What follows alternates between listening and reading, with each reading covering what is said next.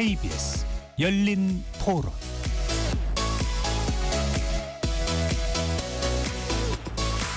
안녕하십니까. KBS 열린 토론 배종찬입니다. 윤석열 대통령에 대한 헌법재판소의 탄핵 심판 절차가 중반을 넘어서고 있습니다.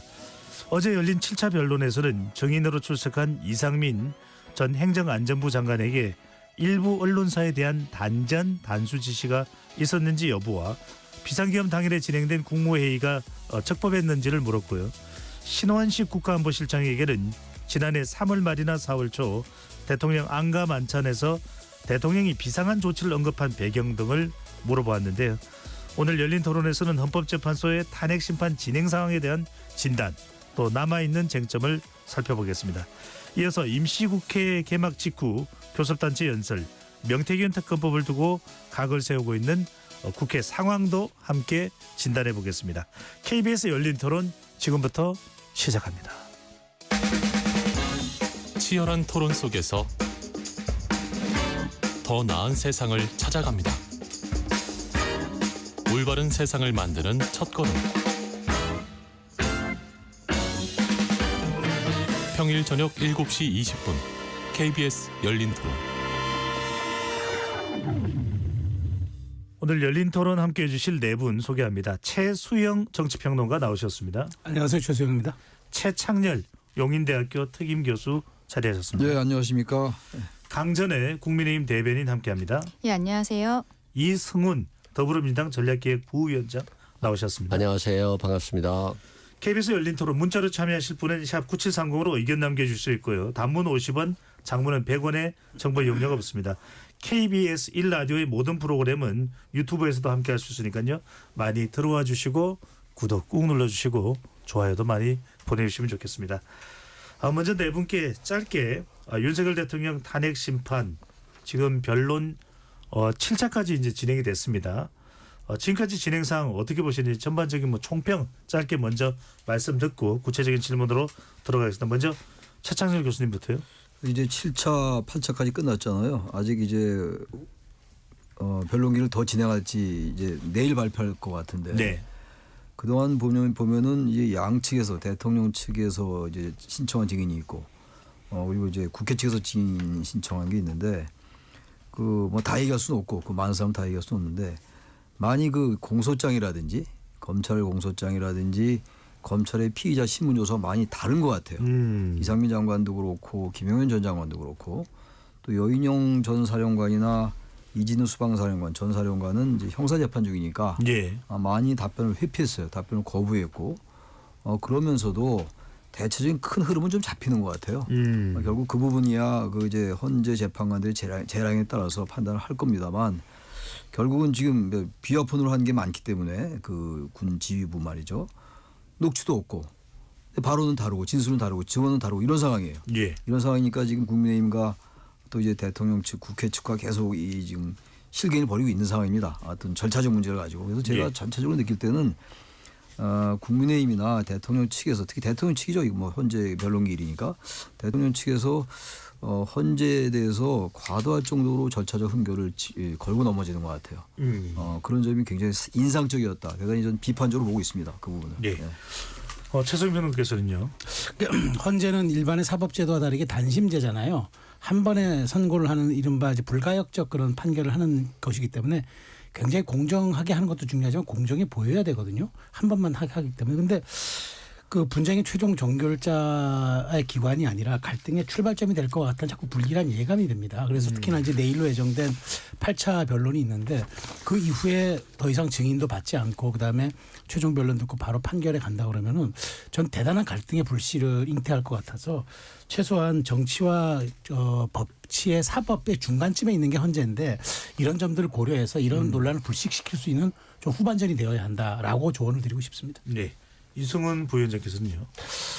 저는 솔직히 이제 너무 헌재 나와서 거짓말을 많이 한다. 근데 이분들이 그냥 평범한 사람들이 아니라 대통령과 고위직 공무원들이잖아요. 근데 거짓말을 너무 많이 하니까 실은 과거 같았으면 국민들이 좀 분노해야 되는데 그냥 또 거짓말 하는구나 라고 하면서 그냥 자연스럽게 받아들이는 것 같아서 민주주의가 굉장히 퇴행하는 것 같고 앞으로 만약에 조기 대선이 이루어진다면 이런 부분에 대해서 국민들이 심판할 거라고는 믿지만 정말 너무 좀 평온한 것 같은 좀 이상한 그런 느낌이 들고요.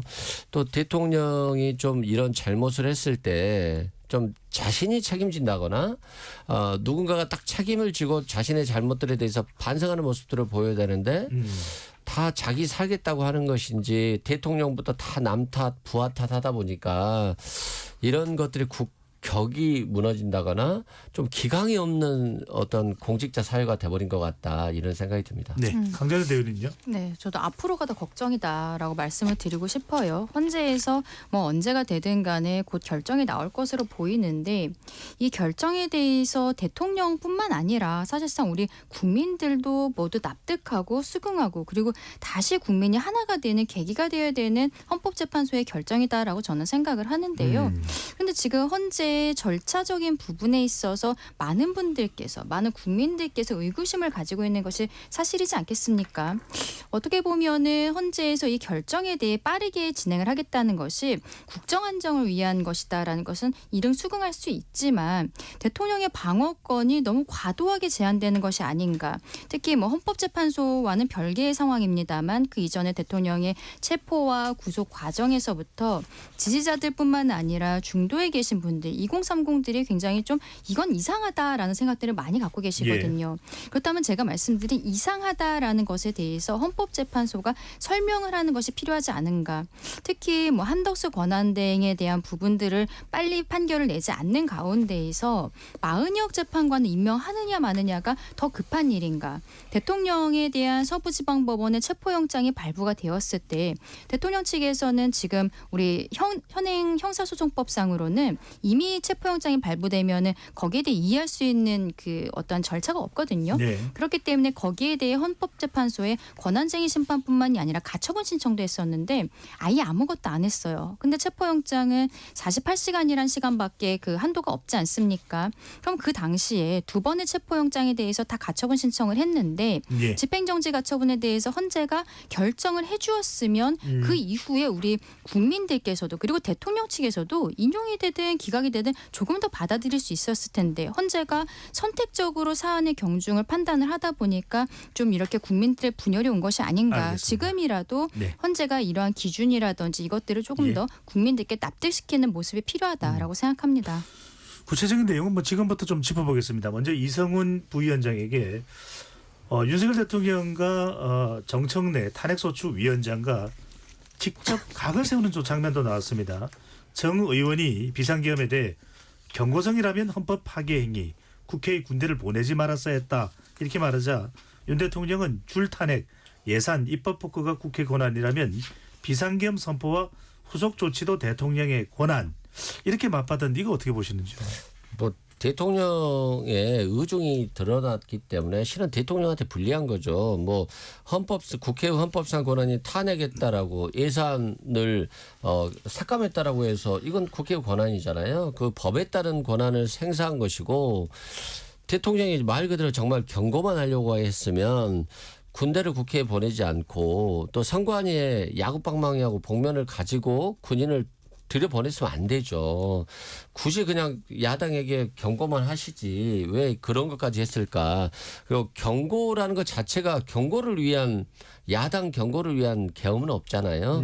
그런 측면에서 스스로 이제 위헌 위법적인 행동을 했다라고 자인하는 것인데 문제는 이거 외에는 야당에게 어떤 뭐 반박을 한다거나 헌법재판관들에게 반박할 만한 논리가 없기 때문에 그냥 본인의 위헌 위법적인 행동들을 이런 정치적인 언어로서 표현하는 것이다라고 생각되는 것이고요. 대통령이 왜 의사는 처단하라고 했을까요? 이런 것들이 좀 이해할 수 없는 조치고 결국 자신이 국회를 이기려면 국민과 함께 해야 되는데 군인과 함께해서 지금 교도소에 있는 게 아닌가 싶습니다. 네, 이승훈 부위원장의 말씀이셨고요.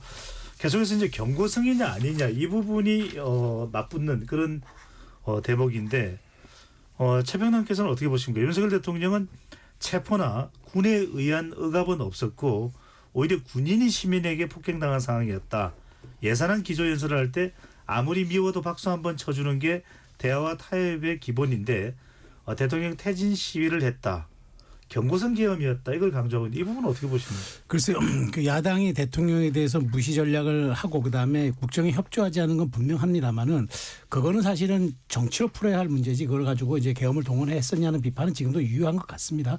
그럼에도 불구하고 저는 대통령의 말에 온당한 지점이 하나 있는 거는 어쨌든 그 헌법상 대통령에 부여된 가장 큰 비상대권이 비상계엄입니다. 합법적인 권한입니다. 합법이에요. 그러니까 그걸 추진했고 3시간 만에 국회는 또 해제 의결권을 갖고 있습니다. 그 의결 해제했습니다. 받아들였습니다. 그렇기 때문에 그 가운데 불상사가 없었기 때문에 이것이 적법했느냐 헌법에 부합하지 않았느냐는 찾아볼 수 있지만 최소한 내가 왜 했는지에 대해서 한 번쯤은 돌아볼 수 있는 계기가 됐다. 그런 측면에서 나머지는 형사소추에서 다룰 수는 있겠지만 최소한 그 대통령의 직을 때는 직에 대한 것을 결정하는 헌재에서는 내가 이게 헌법에 위반됐는지 여부만 좀 냉정하게 살펴달라. 그런 측면에서 그 과정에서 불상사라든가 이런 건 전혀 없었기 때문에 이 점도 거기에 감안되어야 한다는 대통령의 주장은 저는 할 수 있는 주장이라고 생각합니다. 네.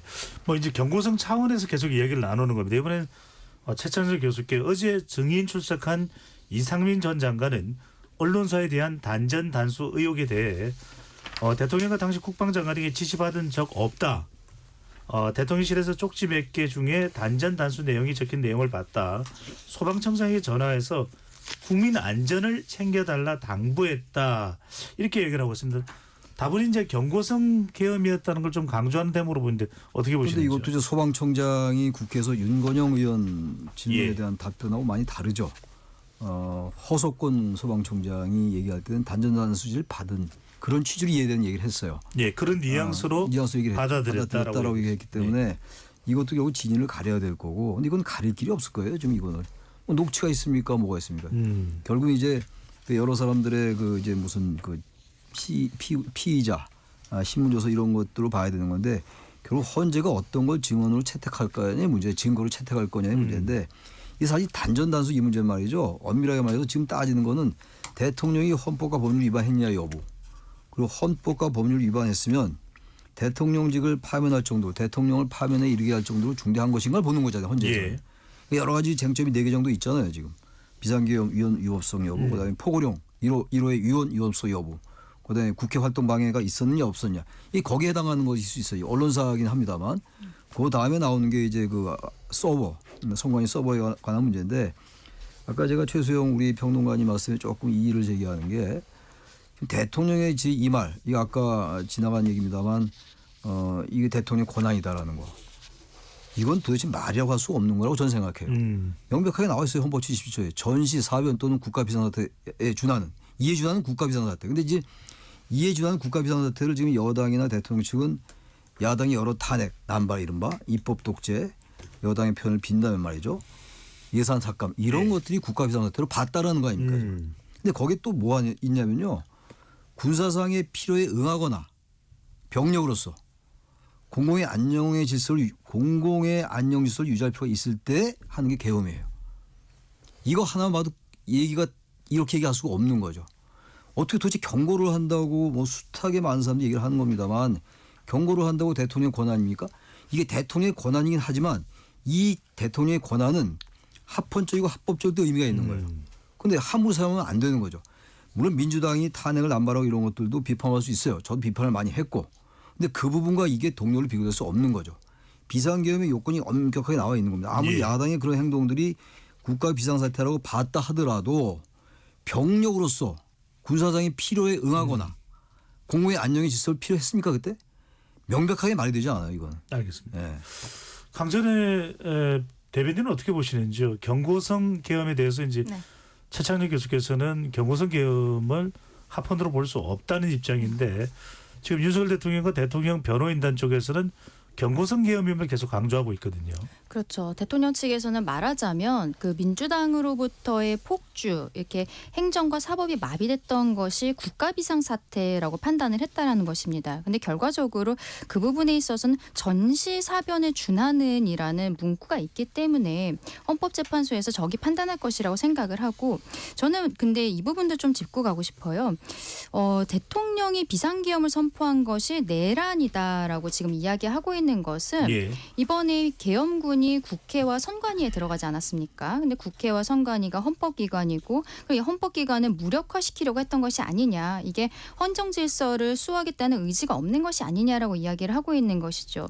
그런데 지금 민주당에서의 그동안의 폭주라는 것을 봤을 때는 뭐 예산안 삭감이라든지 탄핵이라든지 이런 것들이 있지만 마지막에 대통령이 탄핵 그 비상계엄에 이르게 된 계기에 있어서 이야기한 것이 감사원장에 대한 탄핵입니다. 감사원 역시 헌법기관인 거예요. 헌법기관에 대한 탄핵은 첫 번째로 있었던 것이거든요.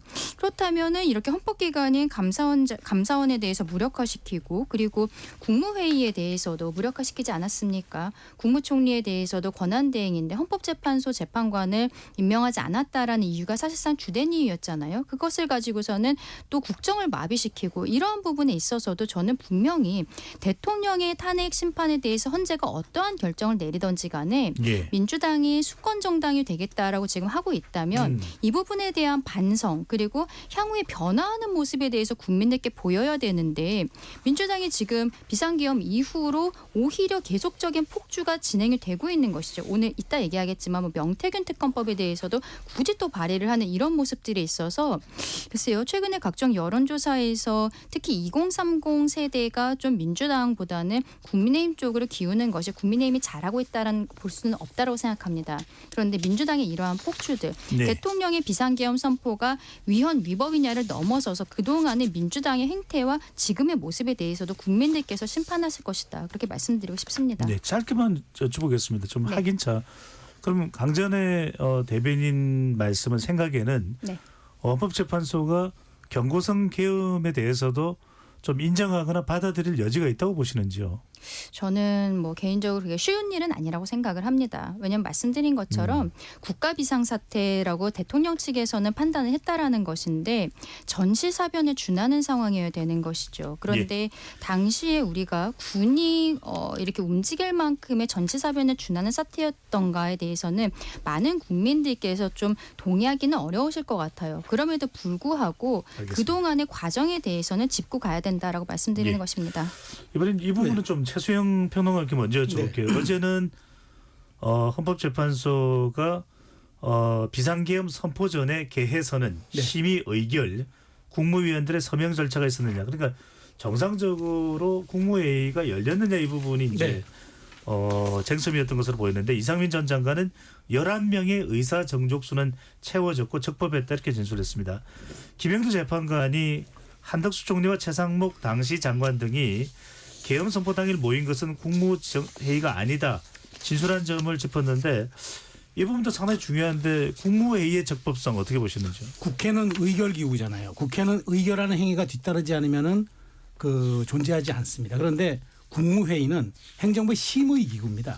심의가 이루어지면 됩니다. 그러니까 굳이 의결까지는 안 가도 됩니다. 그렇기 때문에 뭐 어떻게 시도가 됐든 11명이 모여서 뭐 개회선언이 이루어졌든 나머지 부서가 있었든 없었든 나중에 사후해도 되기 때문에 어쨌든 이 부분에 대해서 저는 이상민 행안부 장관이 그 얘기를 분명히 했습니다. 자기가 100여 번 정도 국무회의에 참석했지만 그날만큼 치열한 토론과 서로 의견 개진이 있었던 날은 없었다라고 얘기하는 것은 뭐냐면 최소한 이 부분에 대해서 의결 전에 국무위원들 간의 반대든 뭐든 논의가 있었던 걸로 봐야 되기 때문에 심의 기구의 성격을 감안한다 그러면은 적법성에 대해서는 문제는 제기할 수 있어도 이 자체에 대해서 위법이다라고 판단하기엔 이른 감이 있다고 봅니다. 국회 탄핵소추단의 의견은 전혀 다른 것 같아요. 이성우 부위원장 말씀. 일단은 뭐 이 국무회의가 정당하지 않았다는 건 확실하죠. 정당하지는 않았다. 다만 이제 적법성 요건과 관련해서는 의결은 거칠 필요가 없고 대통령이 심의한 이후에 결정하면 되는 거니까 이걸 따진다라고 한다면 적법하지 않다라고 볼 수는 없죠. 그럼에도 불구하고 헌법재판관 입장에서 보면 정상적인 과정을 거쳐서 토론을 거쳐서 이 계엄이라고 하는 것이 국무회의에서 통과됐느냐라고 봤을 때는 그냥 대통령이 일방적으로 한 5명 정도 자기 친한 사람 불러가지고 통과시키려다가 한덕수 국무총리가 대통령님 이거 국무회의 요건 11명 요건도 안 갖추면 이건 100% 잘못된 겁니다. 라고 해서 기다려줬다는 거잖아요. 그래서 11명이 한꺼번에 모인 게 아니라 순차적으로 와갖고 딱 숫자 되자마자 와서 대통령이 일방적으로 얘기하고 그냥 가버렸으니까 이거 자체를 절차적 적법성과 정당성이 있었냐라고 봤을 때는 없다라고 봐야죠. 네, 최창희 교수께서요. 이게 적법하지가 않아요. 왜 적법하지가 않냐면요. 심의기구지만 심의의 절차가 있다고요. 이게 다 법에 나와 있는 거예요. 정부 조직법에 나와 있고 국무회의 규정이 있다고요. 그게 뭐냐면 우선 의안과 심의 자료 및 검토 의견을 제출해야 돼요. 그다음에 의안을 배부하고 개의를 해야 돼요. 개의가 없었다는 거 아닙니까? 그다음에 국무회의에서 의결을 해야 되겠죠. 심의기구지만 의결도 해요. 그 다음에 국무회의록을 작성 보고 송부를 해야 돼요. 그게 절차가 생략됐잖아요. 지금 절차적 문제 얘기하는 거 아닙니까? 전 국무회의에 이 부분이 없어도 전 탄핵이 인용될 충분한 요건을 갖췄다고 보는데 이 국무회의를 따지자면 말이야 이거 적법하지 않아요. 단지 적법하지만 적절하지 않았다가 아니라 적법하지 않다고요. 이게. 개의하지도 않았고 폐의도 없었다는 거 아닙니까? 그러니까 한덕수 총리가 한 얘기가 있잖아요. 정식 국무회의가 아니라고 생각했다라는 것이고 최상목 부총리는 국무회의가 아니라고 생각했다라는 거 아닙니까? 근데 이제 와서 갑자기 이상민 전 장관이 이렇게 치열한 국민을 처음 봤다. 이런 걸 궤변이라고 얘기하는 거예요. 적법하지 않죠. 그 심의기구가 이게 의결기구가 아니라 하더라도 이게 참고로 의결기구가 안 된 게 언제인지 아십니까? 오히려 쿠데타 때 바뀐 거예요. 그 전에 의결기구였어요. 네. 그다음에 심의기구로 전락시킨 건데 아무튼 그건 별 얘기가 아니니까 이 상황이 있다고요 지금. 이거를 가지고 자꾸만 딴 얘기를 하면 안 된다. 이제 그 말씀 드립니다. 알겠습니다. 네. 하지만 이게 이제 윤석열 대통령 측과 국회 탄핵 소수단 측의 의견은 상당히 엇갈립니다. 최수영 평론가에게 기회 드리기 전에 앞서 강전의 대변인이 2030은 지지율 관련 이야기를 하셔서 오늘 소개드린 모든 조사는 중앙선거여론조사 심의위원회 홈페이지에서 확인 가능합니다. 리얼미터가 에너지경제신문 의뢰로 지난 6일, 7일 실시한 만 18세 이상 유권자 1,200명 대상입니다. 무선 자동응답 조사했고요.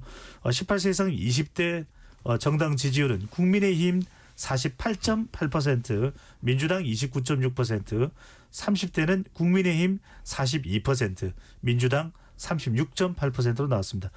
최평론께서 보시죠.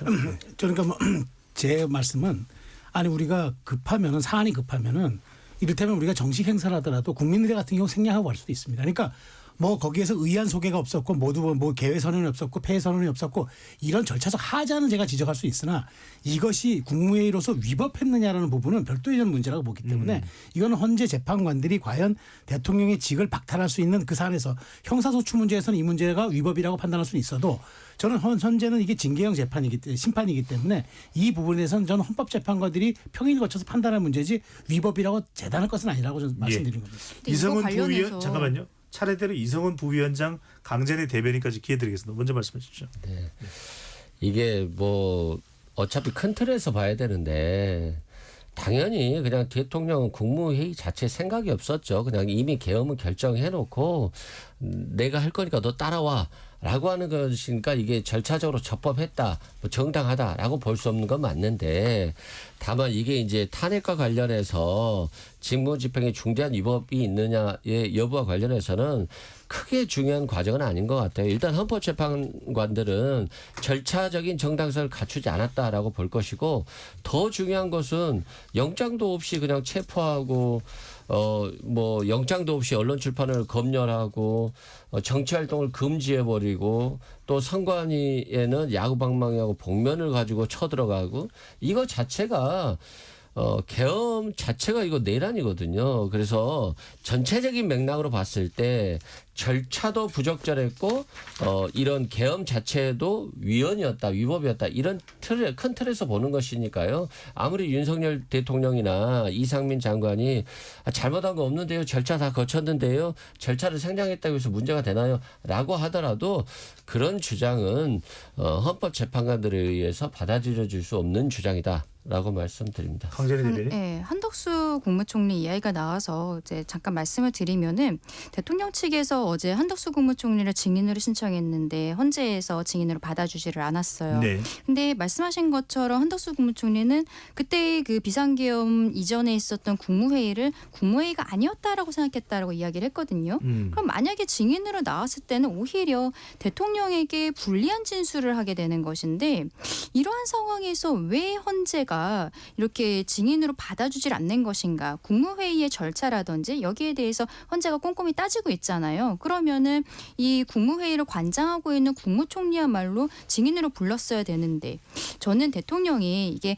위헌 위법하다, 뭔가 잘못한 것이 있다라고 하면 탄핵 심판이든 뭐 내란죄로서 기소가 되어 있는 형사 재판이든 간에 뭐 직권남용 권리행사든지 간에 처벌받아야 될 것은 처벌받아야 된다라고 생각을 합니다. 네. 그런데 그 결과가 나왔을 때 우리 국민들께서 납득을 하셔야 돼요. 그럼 그 절차에 있어서 모두가 납득할 수 있는 절차적 정당성이 지켜져야 알겠습니다. 되는 것인데 이렇게 증인 신청을 34명을 했는데 8명밖에 받아주지 않는 부분들이라든지 방어권이 굉장히 제한되고 있는 부분들 네. 이것들이야말로 오히려 더 문제가 되고 있는 부분이 아닌가라고도 생각합니다. 알겠습니다. 헌법재판소의 속도하고 방어권 부분은 이따 따로 이야기를 할 네. 테니까요. 일단 주제에 관련해서 좀 집중을 하겠습니다.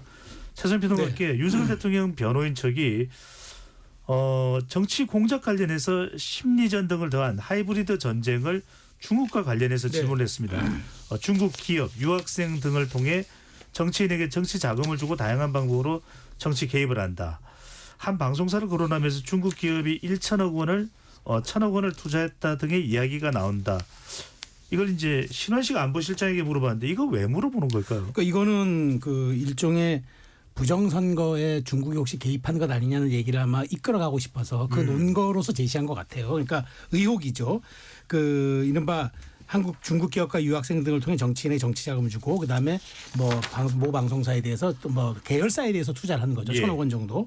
뭐 이런 얘기들을 꺼내면서 중국이 갖고 있는 우리가 특히나 이제 우리 사회에 있는 어떤 반중 혐오 정서와 그다음에 지금 어쨌든 부정선거에 그때 많이 들으셨겠지만 오키나와로 그때 뭐 99명의 그때 중국인이 해커들이 있었는데 예. 그게 이제 가짜 뉴스로 밝혀졌지만 주한 미군에서 아니다라고 얘기했죠. 얘기했습니다. 그래서 이제 공식 부인을 했는데 그런 것들과 이제 연계시키는 전략으로 아마 안보실장이 물었던 것 같은데 말 그대로 신원식 안보실장은 안보실장입니다. 안보는 외교와 안보를 통칭하는 거기 때문에 외교적으로 이렇게 민감하게 돌출될 수 있는 사안에 대해서 안보실장이 헌재 심리에서 발언한다? 이거 쉽지 않았을 거예요. 그런 측면에서 NCND 시인도 부인도 하지 않고 노코멘트로 이제 일관했던 것 같은데 네. 어쨌든 윤 대통령 측 변호인단은 이 부정선거의 분위기를 어찌됐건 중국과 좀 연계시켜서 좀 점화시키려는 그런 의도를 갖고 했던 질문 같아는 보입니다. 알겠습니다. 최 교수님 이 부정선거 이야기 좀 해봐야 될 것 같은데요. 어제 부정선거 의혹에 대해서 중앙선거관리위원회 투 개표 시스템을 점검한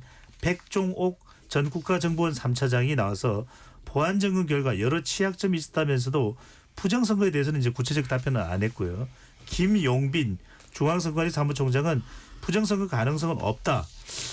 자, 이 계속 헌법재판소에서 부정선거를 다투는 모습 어떻게 보시는지. 부정선거는 지금 그 헌재 재판, 탄핵 심판에 4가지 쟁점이 들어가지도 않아요. 나중에 들어온 건데 이 부정선거 얘기가 워낙 많다가 좀 없어지는 것 같았어요. 근데 이번에 이제 비상계엄을 계기로 해서 여권이 계속 부정선거 때문에 또 계엄을 했다라고 또 그렇게 몰고 가는 거 아니에요. 사실 뭐 선관위에 병력이 들어갔고 말이죠. 근데 지금 이제 앵커께서 말씀하신 것처럼 백종우 3차장과 김용민 사무총장 얘기는 부정선거에 관련이 없다는 얘기예요. 보안 점검을 했지만 부정선거의 흔적을 찾으려 한 건 아니라고 얘기했잖아요. 백종욱 전 국가정보원 3차장 얘기했어요. 그렇게. 이게 보안 점검을 했다 하더라도 보안 컨설팅을 했다 하더라도 이게 부정선거의 흔적을 찾으라는 것과 관계없다라고 분명히 얘기를 했고 근데 백종욱 전 국가정보원 3차장은 이건 대통령 측에서 신청한 증인이에요. 근데 어쨌든 대통령실이 기대했던 답변이 안 나온 거죠. 그 김영빈 사무총장도 뭐 서울법대 동일한 거 아닙니까? 윤 대통령 뭐 그건 중요한 거 아닙니다만 전혀 관련성 없다는 거예요. 가능성 없다. 제로다라는 얘기 아닙니까? 투표지 바꿀 수 없다. 그래서 이 부정선거 이건 말이죠. 계속 얘기가 되고 있는데 하나의 그 교리로 굳어진 것 같아요. 탄핵 반대. 탄핵을 했던 여러 가지 중에서 야당의 그런 그 여권의 표현을 빈다면 그 탄핵 남발 이런 부분들을 하고 그 이른바 국가 비상사태라는 거 아닙니까? 그거 하고 이 부정선거 이런 것 때문에 군을 보냈다는 거 아니에요. 말이 안 되는 얘기죠. 무슨 선관위에 이 부정선거를 하면서 선관 이 사무총장한테 물어보던가 이걸 병력을 보낸다고요? 지나간 소가 웃을 일입니다. 그리고 이것도 그런 대법원에서 숱하게 얘기한 겁니다. 대법원에서 얼마나 많이 이 판결이 나왔어요. 알겠습니다. 그러다 보니까 반대하는 분들은 계속 논리를 세워나가는 겁니다만 보편과 상식에 근거해야죠. 예.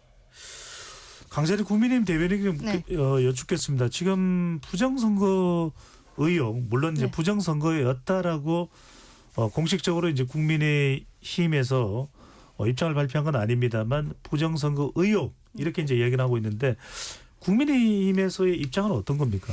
저는 일단 부정선거라는 단어에 너무 집착할 필요는 없는 것 같아요. 그러니까 적극적으로 뭐 투개표에 있어서 어떤 조작이 있다든지 이런 것들을 넘어서서 전반적인 선거 시스템을 한번 봐야 된다라는 것에 있어서 국민들께서 많이 동의를 하고 계신다라고 생각을 하거든요. 대통령도 거기에 대해서 이야기를 한 부분들이 있습니다. 어제 백종욱 그 국가정보원 3차장이 나와서 한 이야기 중에 본인들이 2023년에 그 점검을 했을 때 해커가 선관위에 침투를 해서 통합선거의 명부를 탈취할 수 있었다. 이게 가능한 상황이었다라고 이야기를 하는 것이죠. 예. 업무망과 그 선거망도 연결이 되어 있었다. 이런 부분들도 지적을 했습니다. 하지만 그럼에도 불구하고 실상 부정선거에 대해서 확인한 것은 아니다라고 이야기를 했어요. 근데 이런 정도의 상황이 된다면 저는 적어도 대통령 측에서 중앙선관위 서버에 대해서 검증 신청을 했거든요. 근데 거기에 대해서 지금 헌재에서 역시 또 받아주질 않았습니다. 검증 신청에 대해서도. 이런 것들은 한번 하고 넘어가는 것이 좋지 않은가 싶어요. 이번 대통령의 탄핵 심판 과정에 있어서 예. 많은 분들이 부정선거라고 하면서 선관위의 시스템에 대해서 굉장히 의문을 갖고 계시거든요. 그러면 대통령에 대해서 파면을 하느냐 마느냐를 넘어서서 저는 선관위가 헌법기관으로서 우리 국민들을 하나로 모아야 되는 그런 구심점이 되어야 된다고 생각합니다. 그러면 의문들은 털고 가는 게 맞다고 생각해요. 검증을 해서 나오던 안 나오던 간에 여기에서 정리를 하고 갔었어야 되는 것이 아닌가. 그것이 굉장히 아쉽다라고 알겠습니다. 말씀드리고 싶습니다. 부정선거 사안이 워낙 큰 사안이라서 이 이야기는 일단 여기까지 좀 하도록 하고요. 이성은 부위원장께 개최 여쭤보겠습니다. 내일 이제 8차 변론입니다. 일단은 계획된 변론으로는 내일이 마지막 일정인가요? 네, 그렇죠. 그렇습니다. 네. 조태용 국정원장이 나오고 김봉식 전 서울시 경찰청장이 이제 증인으로 나오는데 사실 주목되는 사람은 헌법재판소가 정인으로 채택한 인물이 있습니다. 바로 조성현 수도방위사령부 제1경비단장이 내일 나옵니다. 수방사 이진우 전 사령관이 나와서 증언을 하게 됐는데 조성현 경비단장이 나오는 것, 그것도 헌법재판소가 정인으로 채택한 것은 어떤 이유가 있다고 봐야 될까요? 일단 이진우 수방사령관이 대통령이 체포 지시를 하지 않았다 또는 뭐 끌어내라는 말을 하지 않았다라고 헌재에서 번복을 했잖아요. 그러면 이진우 수방사령관의 검찰 진술을 넘어서 뭔가 명확히 부인한 부분에 대해서 좀 더 보강이 필요하다라고 본 것 같은데 조성현 수도방위 사령부 경비단장 같은 경우는 이진우 수방사령관이 지시해서 체포를 지시해서 끌어내라라고 하는 것을 지시를 받은 사람이거든요. 그러니까 이 지시받은 사람이 검찰에서는 그렇게 지시를 받아서 끌어내려고 했는데 사정이 안 돼서 못 꺼냈다. 뭐 이런 진술을 했어요. 그렇기 때문에 이진우 수방사령관의 진술을 보강하는 용도로 좀 쓰지 않을까 싶고요. 실제 이진우 수방사령관 말고도 여인영 방첩사령관의 부대원들 그러니까 뭐 간부들도 역시 체포조가 동원됐고 실제 체포조가 나가서 실제 체포까지 이르지는 못했습니다만 체포 대기를 했다라고 하는 진술들이 많이 있어요. 그래서 아마 그런 것들에 대해서 이 보강하는 증거로서 아마 마무리를 하려고 하는 것 같고요. 뭐 김봉식 서울청장 같은 경우도 국회를 봉쇄를 했잖아요. 경찰청장과 함께. 그래서 국회 출입을 막은 게 대통령이고 그래서 국회의원들까지도 출입을 막아서 계엄 해제를 못 하려고 하는 목적이었는지 이런 것까지도 같이 물어볼 것으로 보여집니다. 알겠습니다. 그러니까 끄집어내라고 한 부분 또 체포하라고 한 부분에 대해서 이제 확인을 하기 위해서 조성현 수도방위사령부 제1경비단장이 나온다는 대목이군요. 최 교수님께 이 부분 여쭤보겠습니다. 네. 아까 이제 강전의 국민의힘 대변인이 왜 채택하지 않아주느냐 헌법재판소 이야기를 한 부분인데 헌법재판소가 윤석열 대통령 측에서 정인 신청한 한덕수 국무총리 또 이경민 국군 방첩사령관 직무대리에 대해서 정인 신청은 필요성이 부족하다 이렇게 해서 이제 기각을 했는데 이 이유는 뭘까요?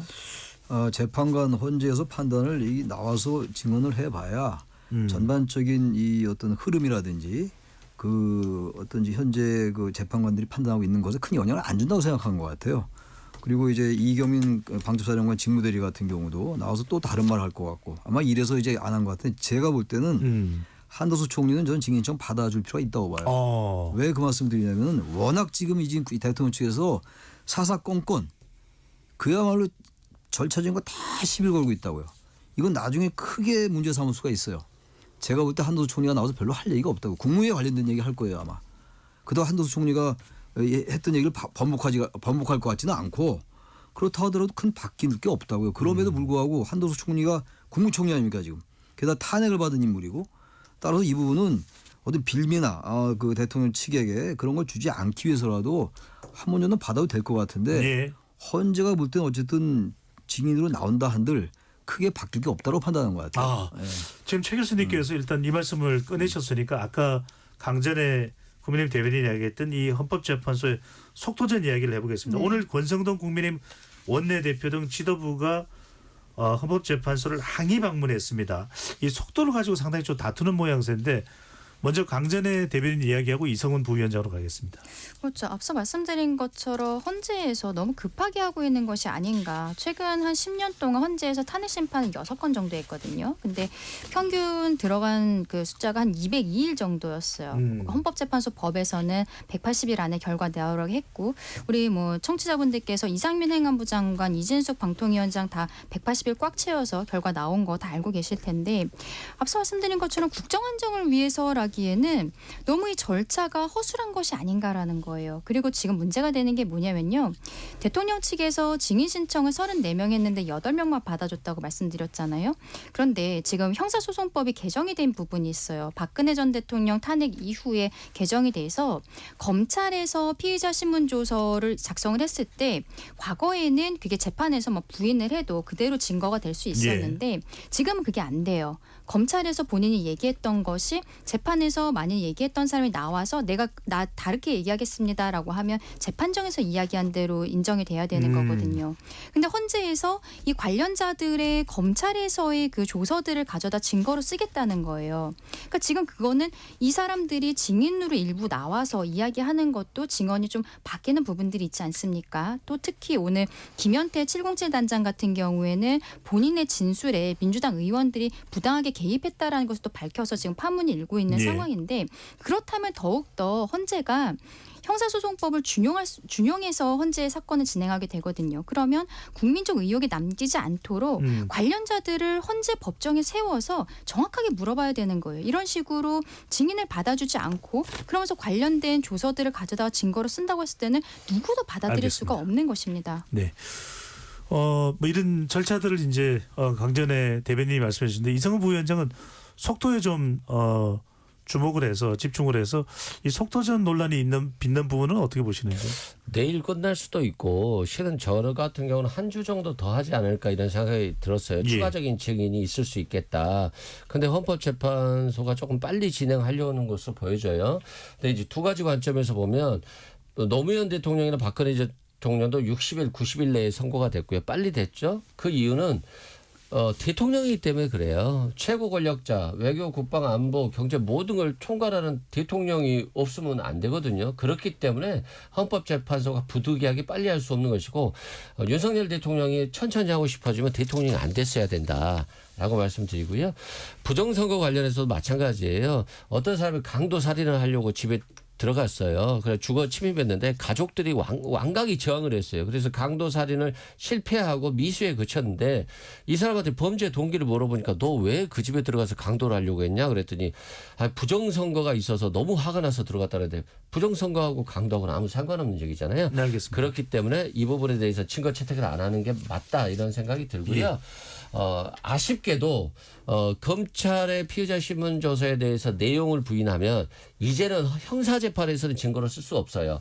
그런데 대통령이 아쉽게도 헌법재판소법은 헌법재판의 성질에 반하지 않는 한에서 형사소송 절차를 준용한다고 있기 때문에 헌법재판관들에게 그런 재량이 있습니다. 그런 측면에서 법을 바꾸기 전에는 헌법재판소 재판관들의 진행에 문제를 삼기는 어려울 것 같다라고 알겠습니다. 말씀드립니다. 시간이 조금 걸리더라도 최수영 평론가 최창진 교수님 순으로 말씀 다 듣고 일부를 마무리하겠습니다.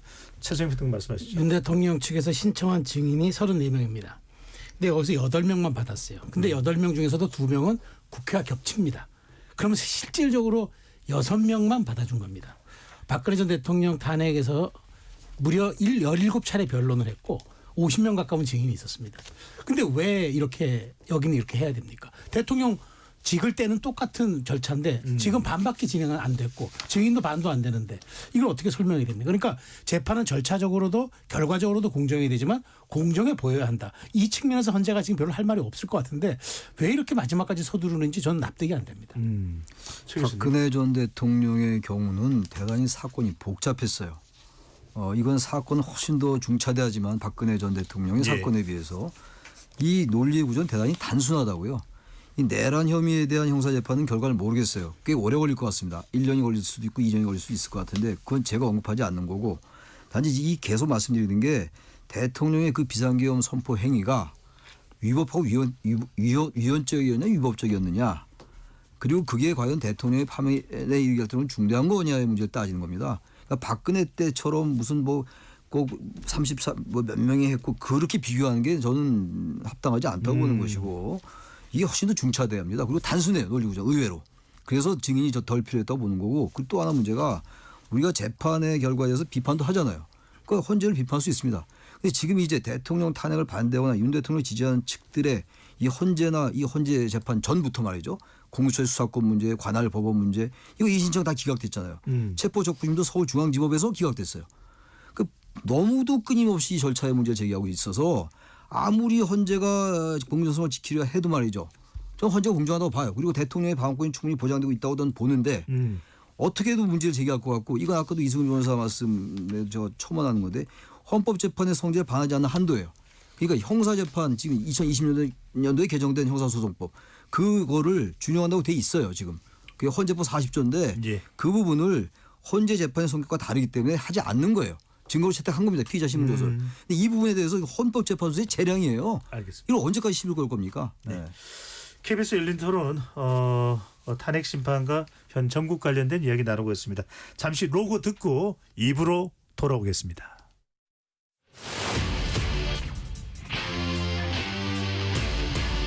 토론에 정답은 없습니다. 토론이 세상을 바꿀 수도 없습니다. 하지만 질문은 새로운 세상을 만들 수 있습니다. 질문으로 올바른 세상을 만드는 첫걸음 KBS 열린 토론.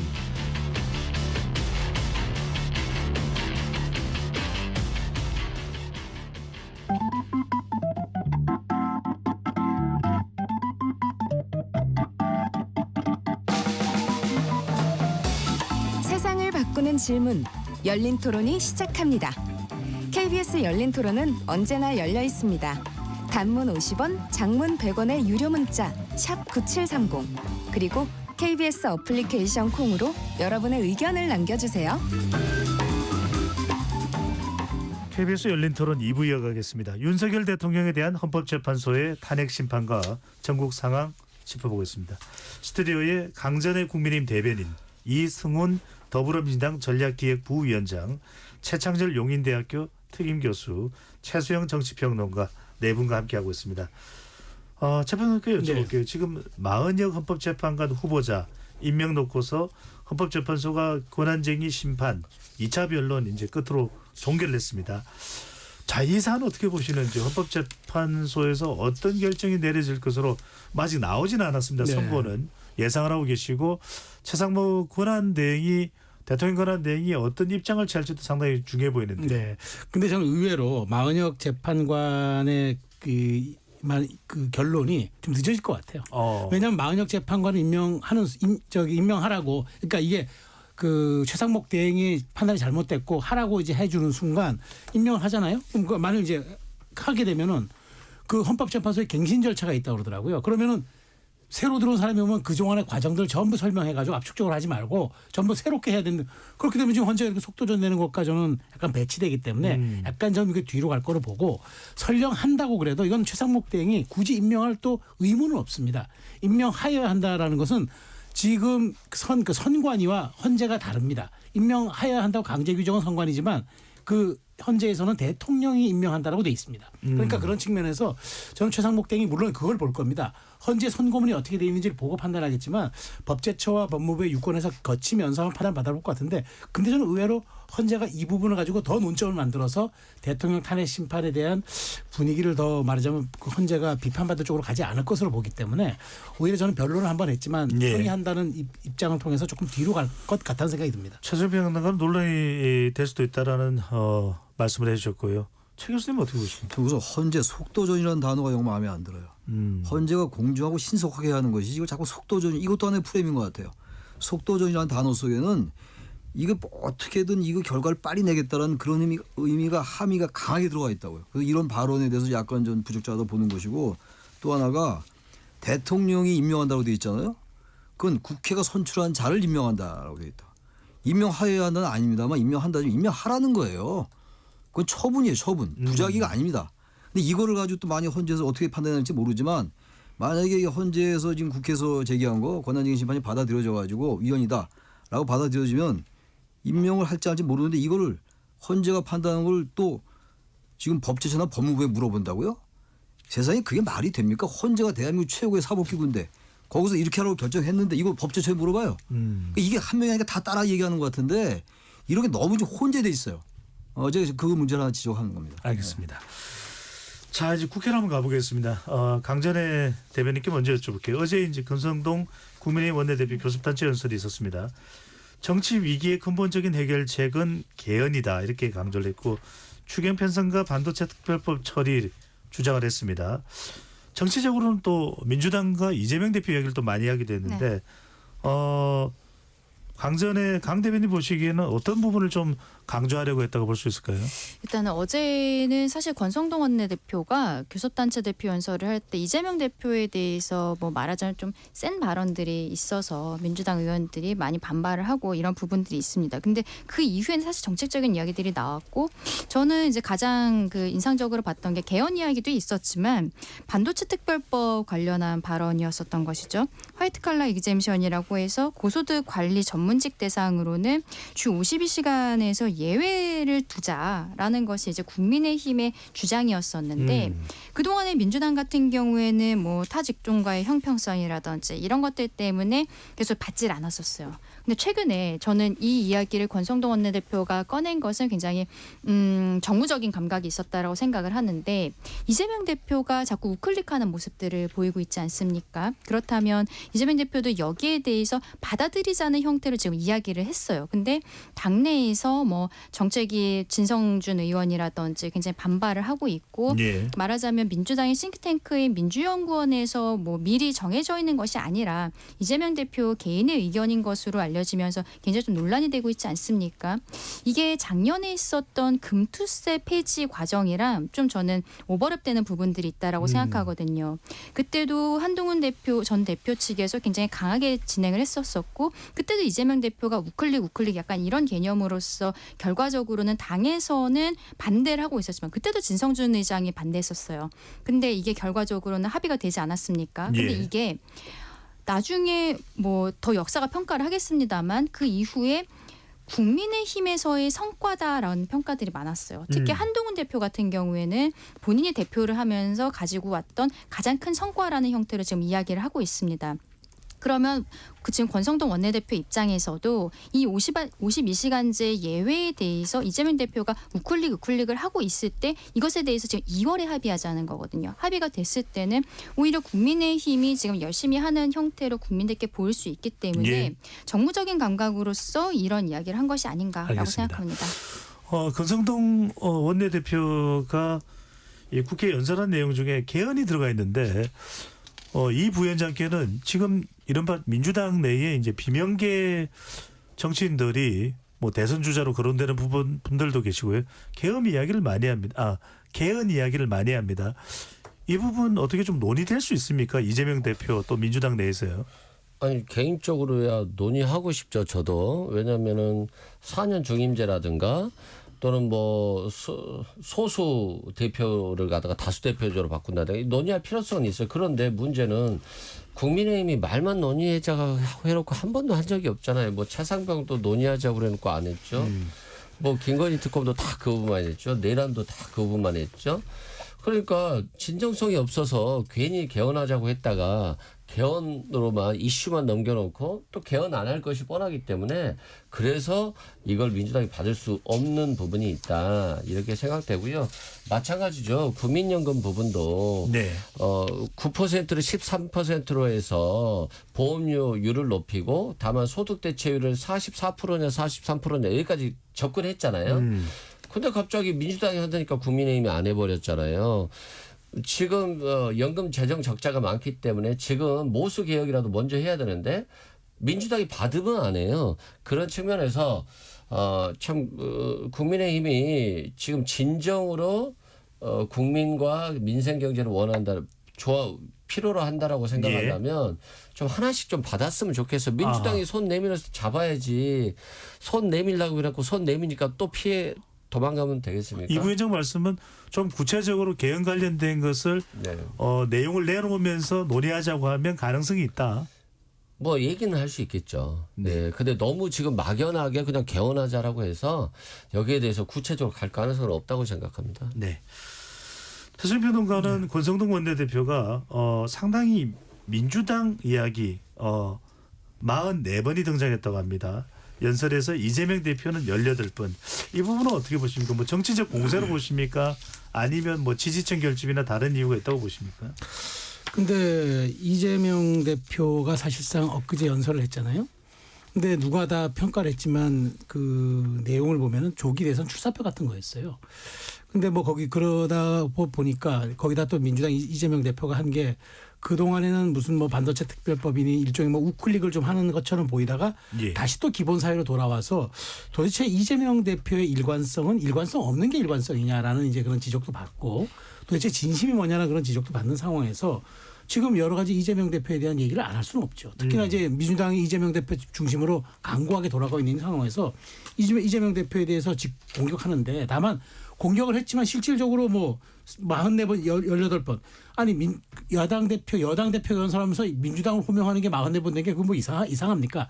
다만 이제 일각의 지적은 왜 집권 여당, 특히나 국정 운영에 무한 책임을 짓고 있는 집권 여당 대표가 비전을 보여주지 못하고 왜 미래를 얘기하지 않느냐는 얘기인데 그것도 손바닥도 마주쳐야 소리가 나고 백지장도 맞들어야 힘이 나는 법입니다. 그런데 민주당 이재명 대표가 그렇게 지금 오락가락 행보를 보이고 있는 상황에서 저는 지금 연금개혁도 마찬가지예요. 지금 민주당이 안을 지금 국민의힘이 안 받는다고 하는데 이 연금이야말로 이거는 여러 가지 위원회가 다 복합적인데 민주당은 오히려 보건복지에서만 하자는 거잖아요. 그런데 국민의힘은 이건 다양한 사회의 목소리를 들어야 되니까 많은 상임위에 참여는 특위로 가야 한다. 이런 점들은 조율을 해야죠. 근데 그걸 가지고 성의 없다, 무성의하다 이렇게 얘기하기에는 조금 이른감이 있다고 저는 생각합니다. 알겠습니다. 지금 여야 말씀을 들어보면 뭐 여야 간에 진행되는 사항에 대한 설명을 들어보면 참 법안 하나 통과시키기 쉽지 않다는 생각이 드는데 이 부위원장께 여쭤볼게요. 어제 야육당은 이른바 명태균 특별법을 발의했습니다. 자, 일단 야당 단독으로 법사위에 상정을 했는데 자, 이 특별법을 지금 내놓는 배경 또 그 내용 어떻게 됩니까? 일단 뭐 윤석열 대통령이 계엄한 게 명태균의 황금법 때문에 계엄을 했다 이런 얘기도 있잖아요.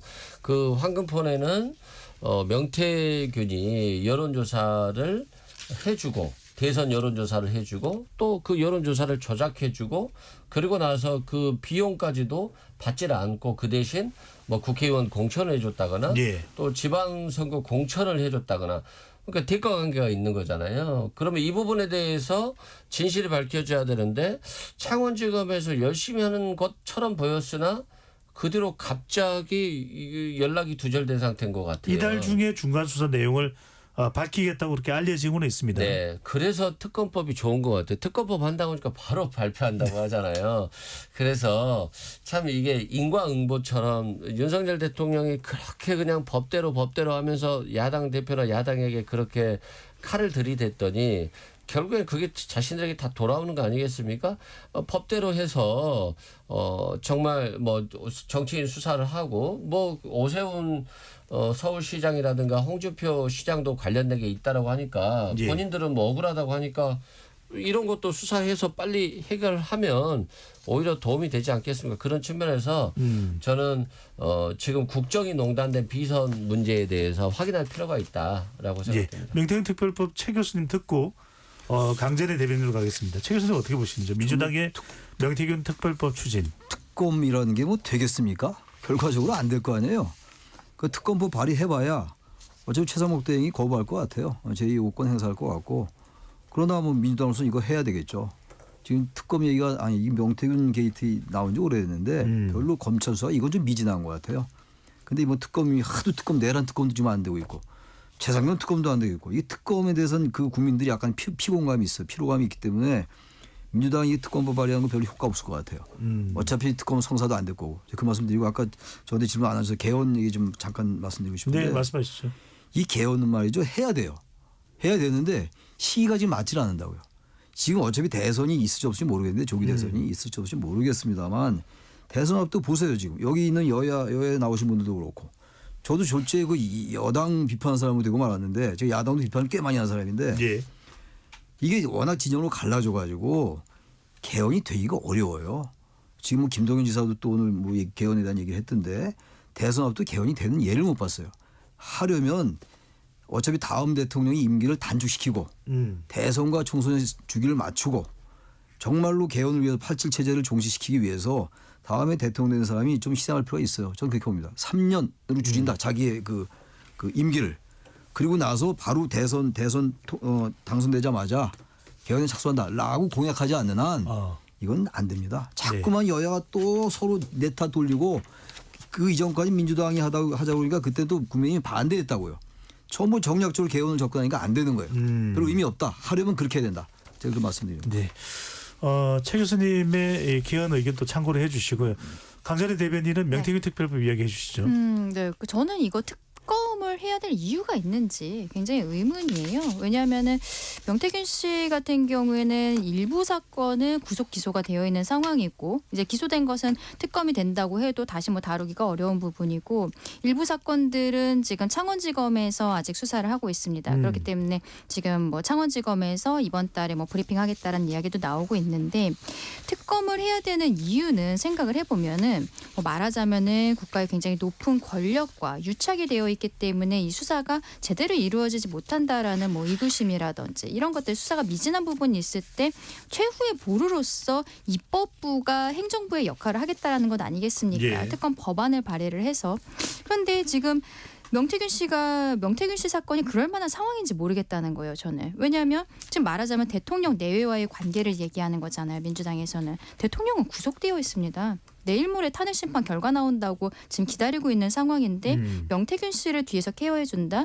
김건희 여사 같은 경우에도 지금 뭐 거의 가택연금 상태잖아요. 외부에 아무것도 할 수가 없는 상황이고 이러한 상황에서 특검을 진행을 해야 된다라는 이유를 저는 전혀 모르겠다는 거예요.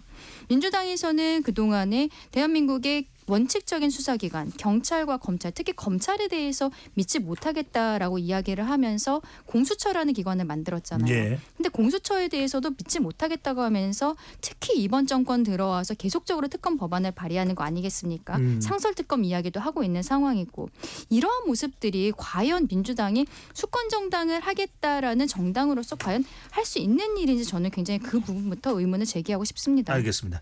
오늘 19일 예정된 법사위 긴급 현안 질의 정인으로 명태균 씨가 일단 채택됐습니다. 최소평등권은 어떻게 보십니까? 이 특별법도 그렇고 지금 국회에서 또 정인으로 채택은 됐는데 나올지 안 나올지는 모르겠습니다만 명태균 씨가 현재의 지금 탄핵 정국에 미치는 영향 어떻게 보시는지요? 그래서 저는 명태균 씨가 나올지는 뭐 모르겠습니다만 민주당과의 유착관계 때문에 상당히 이분도 의심이 많이 가요. 왜냐하면 박주민 의원 그다음에 박범계 의원 면회가고 또 굳이 황금폰을 민주당 쪽에 주겠다는 얘기도 뭐 공공연 하고 있고 그 입수해야 된다는 얘기도 하고 있는 과정에서 왜 이렇게 사법의 영역에 자꾸 민주당 의원들이 개입하고 있는지 하나 자꾸 좀 순수성에 대해서 의문을 제기하고요. 특검법도 그래요. 사실 지금 형법상 내란죄를 뺀 거 아닙니까? 탄핵소추안에서 대통령도 빼고 한덕수 총리 권한대행도 뺐어요. 왜 뺐습니까? 이게 지금 가면은 시간도 길어진다는 게 그쪽의 주장이지만 실질적으로 입증할 수 있는 자신감도 없을 수 있기 때문에 아주 그렇다고 봐요. 그런데 지금 현저히 내란죄에 대해서 헌재에서 심의하면서 동력이 떨어지니까 그리고 우파의 광장의 직결 에너지가 굉장히 넘치니까 이거 이러다가 안 되겠다라고 하니까 다른 쪽에서 한번 우리가 윤 대통령 탄핵에 어떤 당위성을 밀어보자고 저는 이 특검을 도입한 거라고 보고 네. 그다음에 만일 최 교수님 말씀대로 이게 쉽지는 않을 거예요. 그런데 어쩌다가 만약에 운이 좋아서 도입이 됐다. 그럼 대선 조기 대선판을 까는 거죠. 여당의 주요 후보들 여기다 뭐 이른바 오세훈, 홍준표 다 들어가 있으니까 아주 한 방에 모든 사람들 정리할 수 있다라는 생각으로 하는 것 같은데 꽃놀이패 같은 거죠. 그렇지만 저는 자꾸 이러기 때문에 민주당과 야당의 순수성이 의심받는 겁니다. 지금 대통령 탄핵에 집중해야 될 때지 그게 어떻게 끝나느냐가 중요한 거지 왜 여기에 또 명태균 특검이 왜 나옵니까? 그러니까 알겠습니다. 자꾸 이런 것들이 오해를 불러일으키고 있다고 얘기해요. 그래서 예. 저기 이 탄핵에 집중해야 되는데 개헌에 또 집중하잖아요. 이게 똑같아요.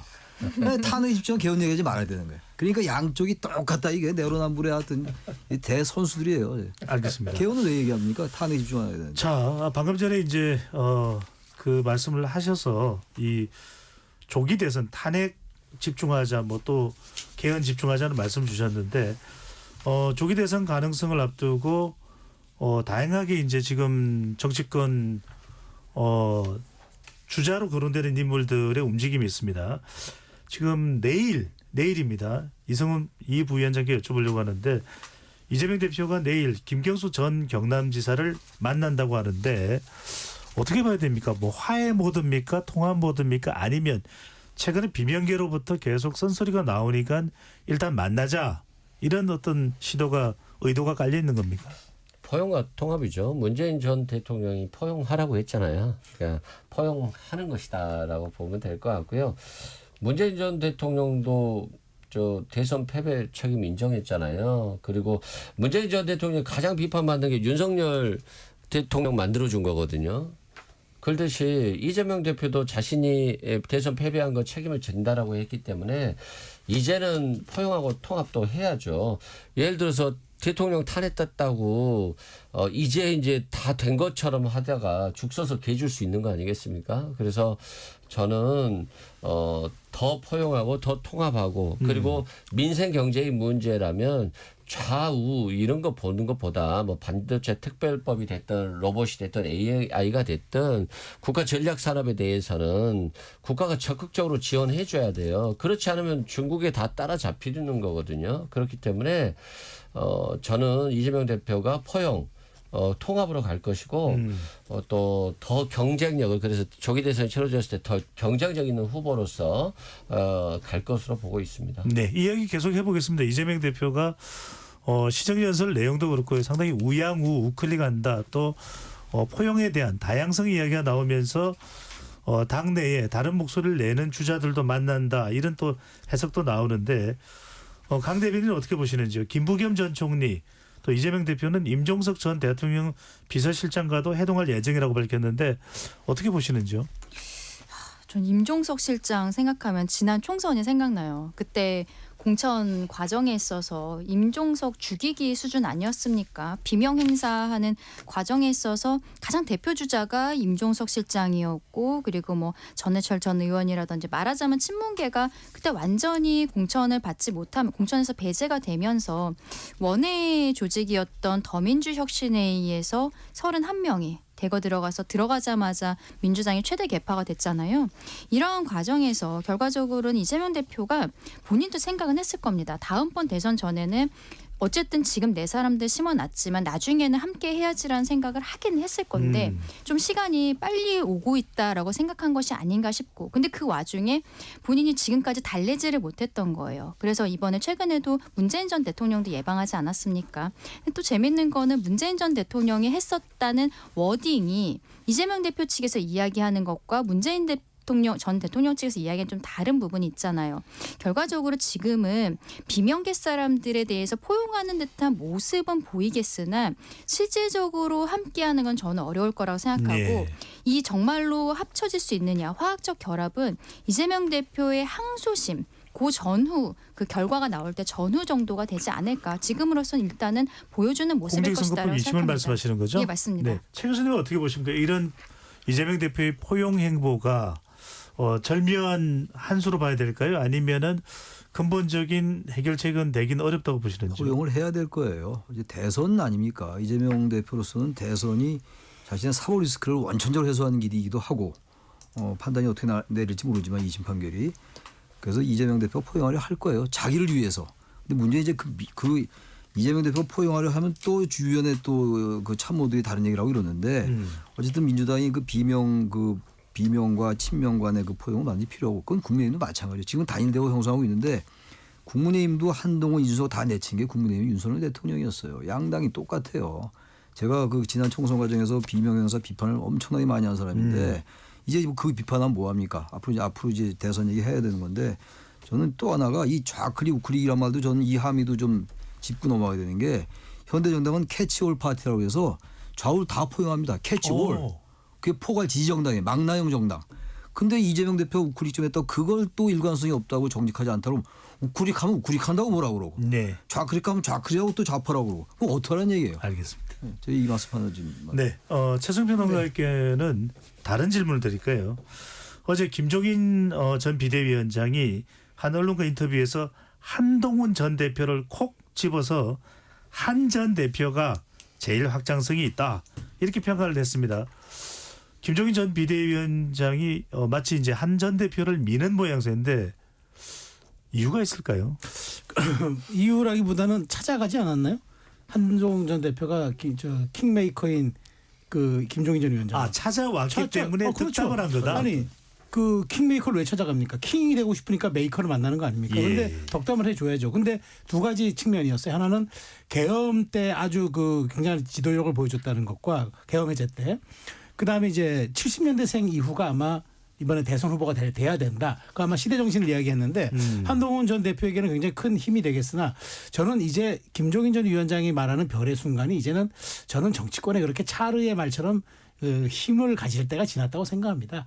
뭐 이준석 의원에게도 호감을 갖고 있는 김종인 전 위원장이 하다 보니까 아마 좀 상대적으로 젊은 정치인들에게 주는 덕담과 호감의 수준이지. 그렇지만 정치는 그렇게 희망이 있는 곳은 전략이 아니잖아요. 희망은 전략이 아니기 때문에 저는 그렇지만 이번에 탄핵 이후에 다시 한번 조기 대선이 이루어진다 그러면은 이거는 불행하지만 다시 진영 대결을 갈 수밖에 없을 겁니다. 네. 그렇기 때문에 지지층으로부터 외면받는 사람이 쉽지 않다는 생각이 듭니다. 네. 슈테는 슈트인데 별의 순간이 오는 것은 간단치가 않다. 이런 말씀 해주셨습니다. KBS 열린 토론 이것으로 모두 마무리하겠습니다. 네 분 토론 고맙습니다.